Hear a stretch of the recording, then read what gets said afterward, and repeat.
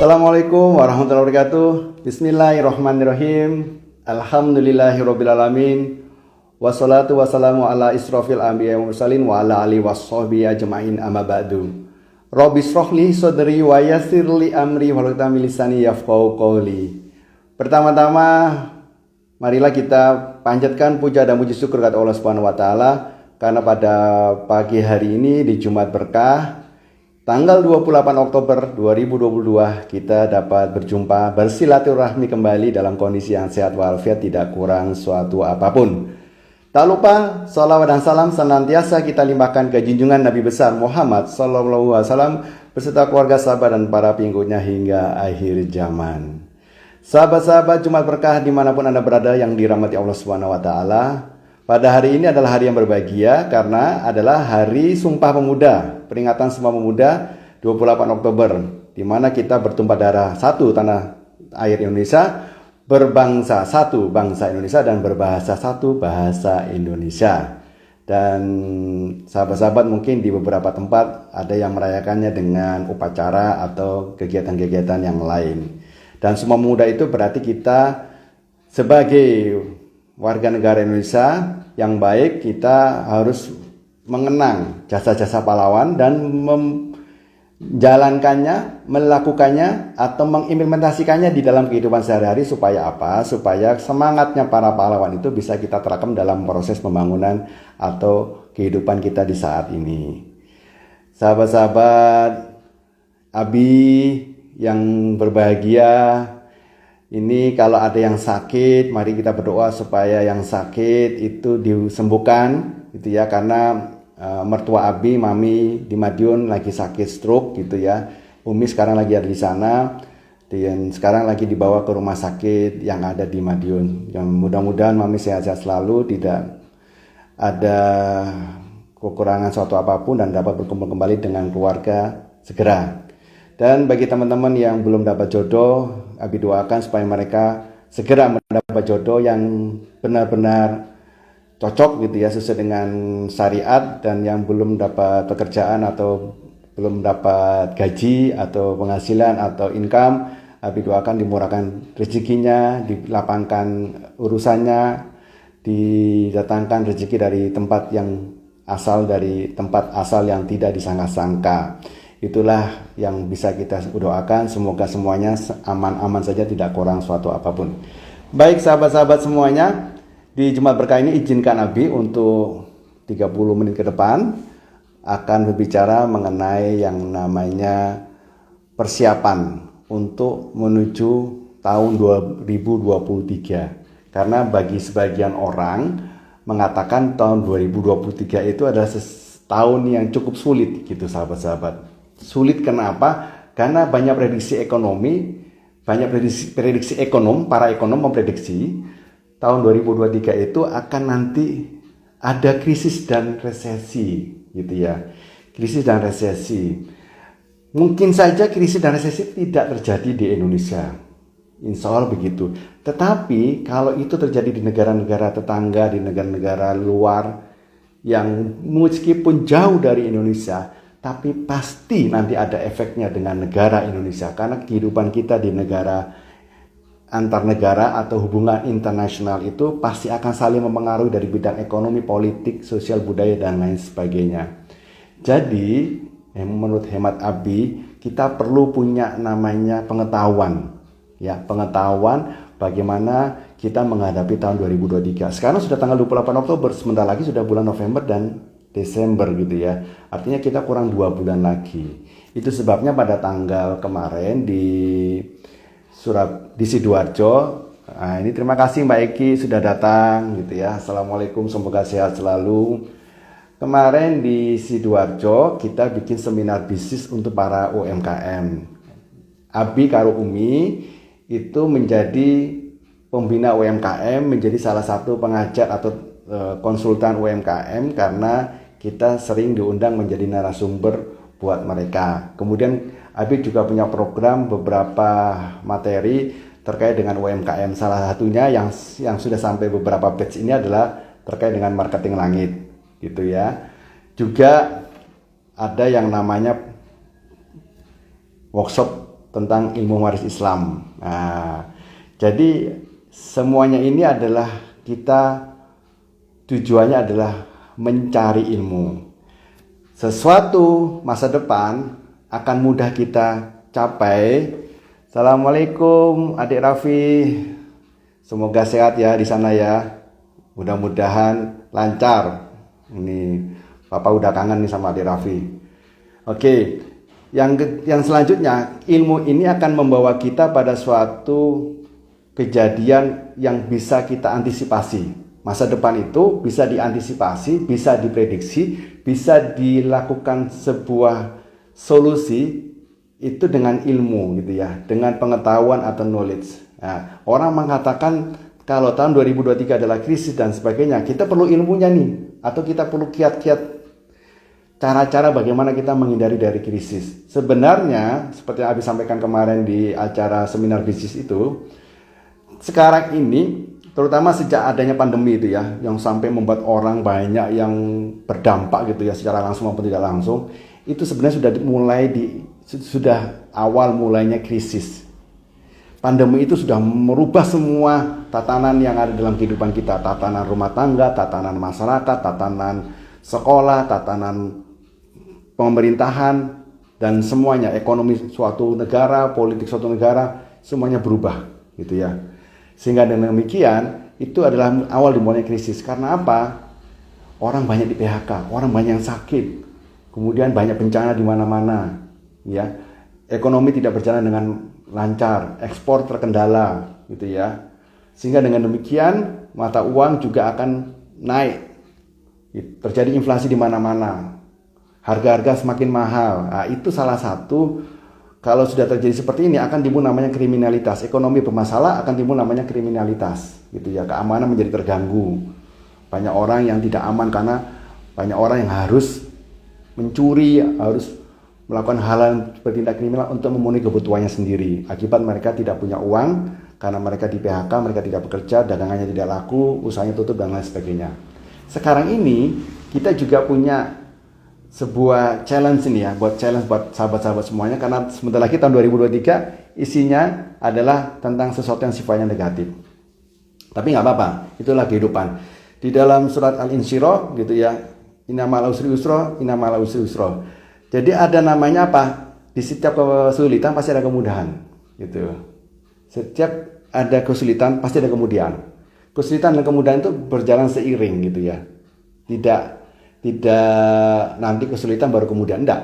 Jadi setiap ada kesulitan pasti ada kemudahan. Nah, di satu sisi itu ada kesulitan, di satu sisi pasti ada kemudahan. Salah satu yang perlu kita perhatikan, ada 4 kiat sukses yang harus kita lakukan mulai sekarang supaya kita bisa mencapai tahun-tahun depan itu dengan lebih baik. Gitu. Yang pertama, beberapa orang mengatakan, para ekonom, para pengamat dan sebagainya, kita harus menyiapkan yang namanya dana darurat. Pertanyaannya, apakah Anda tahu apa arti dari dana darurat itu? Dana darurat itu adalah dana yang kita perlu ada dalam bentuk cash money, yang mana bila mana terjadi sesuatu, musibah, misalnya kita nggak bekerja di PHK, ada kepala keluarga yang meninggal, kemudian ada bencana alam dan sebagainya, kita punya uang cash, yang mana uang cash itu mampu untuk membiayai kita minimal 6 bulan ke depan. Misalnya 1 bulan pengeluaran kita adalah 10 juta. Berarti kita harus punya dana darurat itu minimal 6 bulan ke depan kalikan 10 juta. Berarti ada 60 juta dana darurat dalam bentuk cash tersimpan, baik itu di rumah maupun di lembaga keuangan syariah. Abi nggak ngomong konvensional ya, karena kita muslim wajib memakai LKS, lembaga keuangan syariah. Jadi kita perlu siapkan itu. Kalau Anda simpannya di rumah, tolong hati-hati jangan sampai dimakan rayap. Eman-eman nanti 60 juta habis dimakan rayap, sebagaimana yang pernah kita saksikan di beberapa TV nasional. Banyak orang yang menyimpan uang di rumah ternyata hancur gara-gara dimakan rayap. Dana darurat itu perlu dipersiapkan karena kita nggak tahu risiko yang terjadi apa. Ya. Karena kalau terjadi namanya krisis, kita sudah punya uang cash. Karena kalau saat krisis atau resesi, cash is the king. Orang bilang cash is the king. Uang cash itu adalah raja. Uang cash raja. Jadi tidak hanya customer is the king, tapi adalah cash is the king. Nah, dengan demikian kalau kita punya uang cash, kita bisa melakukan apa saja. Jadi kalau 10 juta, minimal 60 juta. Kalau 5 juta pengeluaran Anda sebulan, berarti Anda punya cash money-nya segitu.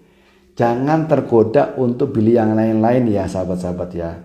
Gunakan uang itu sebijak mungkin. Simpan yang baik, gunakan dengan hal-hal yang perlu. Pakai namanya konsep prioritas. Ya, prioritas ini penting. Nah, konsep prioritas. Jadi 60 juta itu jangan dibelikan mobil, jangan untuk usaha yang kadang-kadang kita tidak tahu, ternyata kita malah menjadi buntung, bukannya malah untung. Jangan dipakai untuk sesuatu yang sifatnya spekulatif, apalagi untuk konsumtif. Ya, tahan dulu. Jadi kita harus menahan semuanya. Yang kedua, kita harus mengatur pola yang namanya pola kehidupan keluarga. Jadi kita harus punya pola kehidupan keluarga, kita harus menghindari hidup yang konsumtif. Hidup yang berdasarkan keinginan, bukan kebutuhan, gitu ya. Kalau butuh pasti itu penting. Karena butuh itu berhubungan dengan kebutuhan primer, sekunder, tersier. Tapi kalau keinginan itu berhubungan dengan nafsu. Saya pingin punya mobil ini. Jadi kadang-kadang begini ya, mohon maaf. Orang bahagia itu ukurannya orang lain, bukan diri sendiri. Sehingga banyak orang yang tidak bahagia di dalam hidup ini. Jadi mereka mengukur kebahagiaan dengan orang lain. Satu ukuran atau satu konsep bahagia. Orang dikatakan bahagia, saya berbahagia bila mana saya sudah memiliki apa yang dimiliki orang lain. Misalnya orang itu punya iPhone yang terbaru, misalnya. Saya bahagia kalau saya punya iPhone seperti yang dia miliki, gitu. Atau orang punya mobil Ferrari, gitu ya. Saya bahagia kalau saya sudah punya mobil Ferrari warna merah seperti yang dimiliki oleh si Fulan. Jadi orang itu konsep pertama, dia mengukur bahagianya dari situ. Bagaimana bahagia itu diukur kalau orang itu sudah memiliki apa yang dimiliki orang lain. Yang kedua, ini yang lebih agak rumit lagi nih, yang lebih membuat orang pusing kepala tujuh keliling gitu ya. Karena kebahagiaannya diukur juga dengan orang lain, tapi konsepnya agak sedikit berbeda. Yang tadi konsep pertama, dia itu bahagia kalau dia memiliki apa yang dimiliki orang lain. Kalau ini enggak, dia bahagia kalau dia memiliki apa yang tidak dimiliki orang lain. Nah ini kan repot. Dia itu bahagia kalau dia memiliki apa yang tidak dimiliki orang lain. Orang itu punyanya motor. Saya akan bahagia kalau saya tidak hanya punya motor, tapi saya punya mobil. Karena orang itu nggak punya motor, nggak punya mobil.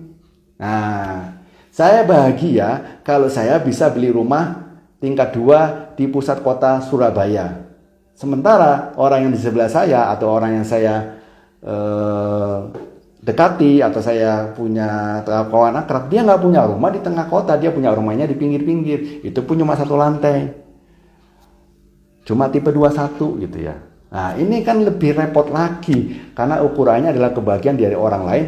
Di mana apa yang tidak dimiliki orang itu membuat dia bahagia. Sehingga kita perlu menjauhi, kembali ke tadi, menjauhi pola-pola hidup konsumtif. Konsumtif itu akan memacu kita berhutang.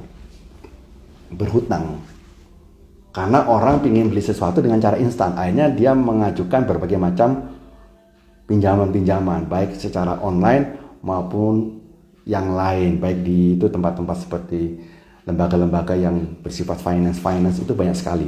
Beli motor, padahal dia belum mampu, dia hanya mampunya bayarnya 5 juta. Ya sudah 5 jutanya itu dijadikan DP, kemudian dia utang. Gitu. Kenapa nggak beli motor 5 juta yang bekas? Udah bagus gitu ya. Bisa dipakai, enak pula gitu ya. Banyak motor 5 juta yang bekas gitu ya. Punya uang 20 juta, jadikan DP mobil, belikan mobil yang terbaru, dia ngutang 1 bulan bayar 5 juta, 6 juta, 7 juta. Kan pusing kepala bagaimana kita harus mengangsur itu. Akhirnya orang itu bekerja siang mati dan sebagainya, siang malam mobilnya bahkan dijadikan sebagai kendaraan fungsional untuk ojek online gitu ya. Ya sudah, akhirnya mereka tersita waktunya gitu ya. Tidak punya tabungan hanya untuk mendapatkan uang supaya uang itu biasa buat bayar cicilan. Jadi orang ini hidupnya penuh dengan cicilan.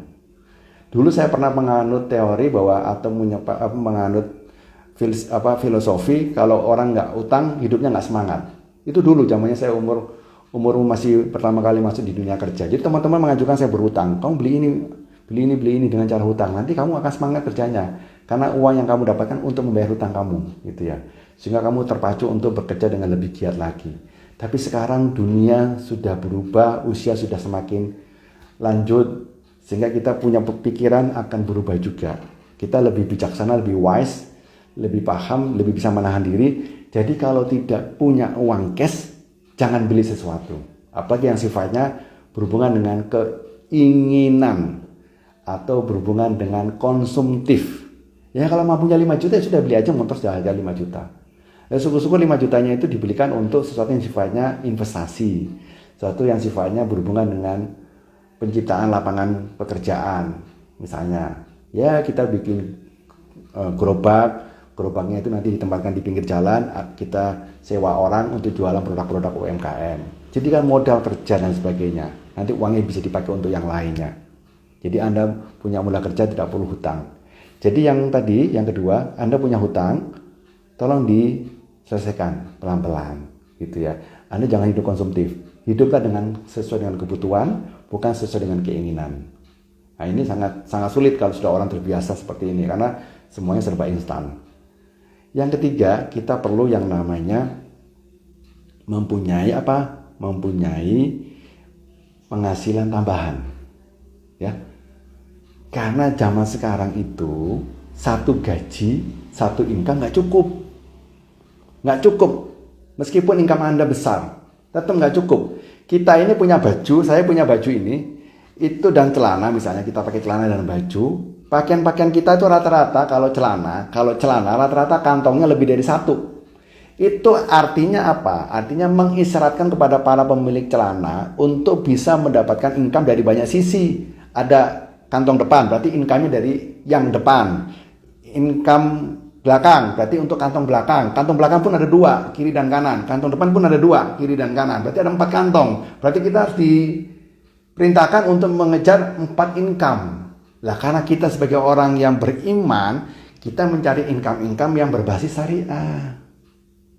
Jangan semua diambil peluang-peluang itu. Lihat dulu, syariah enggak? Kalau syariah, monggo. Karena syariah itu akan menghindarkan dari riba, maisir dan goror. Tidak ada yang terdolimi sesuai dengan Quran dan hadis.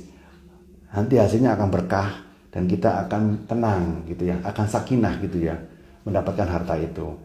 Jadi peluang-peluang bisnis yang berbau-bau syariah Anda ambil. Meskipun Anda sebagai karyawan, sebagai pekerja, sebagai buruh pabrik, nggak masalah. Anda kan masih punya banyak waktu setelah bekerja. Apalagi Anda punya istri, ibu rumah tangga. Ayo kita optimalkan, istrinya harus berbisnis. Berbisnis ya, jadi mencari income tambahannya bukan dengan bekerja, tapi berbisnis. Karena berbisnis itu kita akan dihadapkan pada keleluasaan waktu dan tempat bekerja. Sehingga kita bisa ngatur sendiri. Kalau Anda bekerja berarti Anda ikut orang, ikut pabrik, ikut perusahaan, ikut kantor, yang mana semua aturannya itu ditentukan oleh mereka. Anda nggak bisa bergerak leluasa. Jadi carilah bisnis sampingan. Ayo. Dan Abi kemarin mengundang para UMKM itu untuk datang menghadiri seminar bisnis buat mereka. Mereka itu sebenarnya banyak sekali yang terlibat dengan yang namanya hutang. Ya, UMKM itu sudah menjadi salah satu rahasia umum, karena UKM itu seringkali terlibat hutang karena dia perlu modal besar untuk memenuhi permintaan-permintaan atau request dari customer yang dadakan gitu ya. Dia nggak siap uangnya sehingga dia perlu hutang dulu. Nah persoalannya yang sering terjadi, pembukuan di UMKM itu bercampur antara keuangan keluarga pribadi dengan keuangan bisnis. Sehingga dengan demikian akhirnya timbullah namanya percampuran. Kalau sudah bercampur begitu susah kita membedakan dan mengatur cash flow-nya dengan baik. Gitu ya. Jadi seminar bisnis itu untuk memberikan mereka kesempatan untuk mencari income yang syariah. Dan kebetulan kalau di seminar itu kami mengundang sebagai tim di Naura Safir Gemilang untuk menjadikan sebagai konsultan keuangan syariah yang akan nanti menjadi duta waris dan duta wakaf. Mensiarkan waris dan wakaf, nanti kalau kita nanti dapat para nasabah atau para peserta, kita mendapatkan komisi. Komisinya itu yang dipakai untuk membiayai kehidupan kita, dan modalnya itu nggak lagi ngutang, tapi dengan tadi ini, karena komisinya itu didapatkan selama 5 tahun, sahabat-sahabatnya semua, selama 5 tahun. Transaksi muamalah yang lain itu komisinya cuma sekali transaksi dapat komisi. Kalau kita sekali transaksi, komisinya akan berjalan sampai 5 tahun, gitu ya. Nah, nanti kalau mau lebih detail nanti bisa datang di acara kami selanjutnya. Itu yang selanjutnya. Jadi kita harus punya yang namanya persiapan untuk income tambahan. Kalau Anda nggak punya income tambahan, susah. Ya. Nah, yang selanjutnya, yang terakhir, bahwa kita menghindari yang namanya hidup berfoya-foya. Kita mulai hidup sederhana. Hidup sederhana itu didapat dengan cara kita belanja hal-hal yang sesuai dengan kebutuhan, bukan keinginan seperti kemarin dari depan. Caranya kita banyak-banyak berhubungan dengan UMKM. Abi ini sudah banyak berhubungan dengan UMKM, jadi kalau Abi butuh sesuatu, mereka yang menyediakan kepada Abi. Bahkan seringkali Abi memberikan referensi kepada mereka untuk mengirimkan barang atau produk mereka kepada orang-orang yang Abi referensikan tadi itu, supaya mereka juga bisa menikmati. Karena kalau beli di UMKM, selain harganya murah gitu ya, kemudian cepat, kita juga bisa menolong mereka. Kalau Anda beli di hypermart, kemudian di supermarket begitu ya, itu nanti takutnya tempat-tempat seperti itu tidak membuat kita itu menjadi lebih hemat, tapi menjadi lebih boros gitu ya. Kalau kita beli sama UMKM kan kita membantu mereka. Misalnya kita mau makan yang namanya sarapan, udah kita pesan aja sama mereka nasi pecel atau nasi goreng atau bubur ayam. Kita pingin oleh-oleh, kita pesan aja sama mereka, misalnya bumbu pecel atau kacang mente dan sebagainya, atau mau pesankan apa begitu, karena rata-rata mereka adalah makanan minuman yang produksinya. Saya lebih senang atau lebih banyak bergaul dengan orang-orang yang UMKM makanan dan minuman gitu ya. Jadi itu empat kiat sukses supaya kita bisa mencapai kehidupan nanti dengan lebih baik. Yang pertama, Abi ulangin bahwa kita harus mempunyai dana darurat. Di tempat nanti konsultan waris dan wakaf atau sebagai duta waris dan wakaf, kita bisa menyiapkan dana darurat melalui program yang kita miliki, namanya Salam Anugerah Keluarga. Ada namanya dana darurat. Kita bisa menyiapkan waris untuk mereka dan juga wakaf untuk yang meninggal atau si mayit. Punya dana darurat, hitungannya apa rumusnya? 6 kali dari pengeluaran bulanan. Kalau pengeluaran bulanannya 10 juta, berarti Anda punya dana darurat cash ya, bentuknya cash 60 juta. Oke. Yang kedua, hindarilah sifat-sifat yang konsumtif, hindarilah hutang. Atau kalau punya hutang segera diselesaikan. Kalau nggak penting jangan beli. Itu kalau beli namanya keinginan, bukan kebutuhan. Beli sesuai dengan kebutuhan dan sesuai dengan budget, ya. Itu rumusnya. Dan harus mengikuti yang namanya perilaku syariah. Jadi kita beli untuk sesuatu yang betul-betul kita butuhkan, ya. Oke, jangan menumpuk barang-barang, jangan konsumtif dan lain sebagainya. Kebahagiaan itu bukan diukur dari orang lain, tapi kebahagiaan itu diukur dari diri kita sendiri, ya. Yang ketiga, kita harus punya namanya apa? Kita harus punya namanya income tambahan. Income tambahan yang syariah. Jadi Anda itu kalau sudah bekerja, ya nggak apa-apa bekerja aja. Tapi kita harus punya namanya waktu luang untuk berbisnis syariah. Bisnis ya, bukan bekerja. Istri juga begitu, apalagi istri ibu rumah tangga. Ayo kita ajarkan berbisnis syariah. Nanti itu bisa kita lakukan di tim kita gitu ya. Di tim kita, karena kita sudah terbiasa membina UMKM. Yang keempat terakhir, kita harus membiasakan berbelanja hemat. Kemana belanja hematnya? Ya ke para UMKM itu sendiri. Kan banyak UMKM di sekitar kita. Belanjalah sama mereka. Jangan belanja ke mall, jangan belanja ke supermarket gitu ya. Hanya untuk hal-hal yang penting saja kita belanja. Kalau perlu belanja online aja. Cari yang murah-murah saja di UMKM yang ada. Itu yang bisa disampaikan. Mudah-mudahan ini bermanfaat untuk kita semuanya, karena apa yang kita sampaikan tadi ini adalah sebuah kiat-kiat sukses yang merupakan hasil dari pertemuan kemarin, hari Rabu kemarin di Sidoarjo bersama para UMKM. Waktu itu kita mengundang 25 orang, mungkin karena hujan deras dan sebagainya hanya 12 orang yang datang. Tapi alhamdulillah separuhnya sudah datang. Nanti kita akan adakan lagi. Bagi kawan-kawan yang mau ikut seminar bisnisnya, monggo. Jadi nanti bisa kontak Abi, chatting-chatting sama Abi ya atau DM. Demikian yang dapat Abi sampaikan. Terima kasih atas perhatiannya. Mohon maaf atas segala kekurangan karena kesempurnaan hanya milik Allah Subhanahu wa taala. Dan marilah kita tutup dengan bacaan alhamdulillahirabbil alamin dan doa kafaratul majelis. Subhanallahumma wa bihamdika asyhadu alla ilaha illa anta astaghfiruka wa atubu ilaik. Assalamualaikum warahmatullahi wabarakatuh. See you, salam sukses semuanya. Happy weekend. Assalamualaikum warahmatullahi wabarakatuh.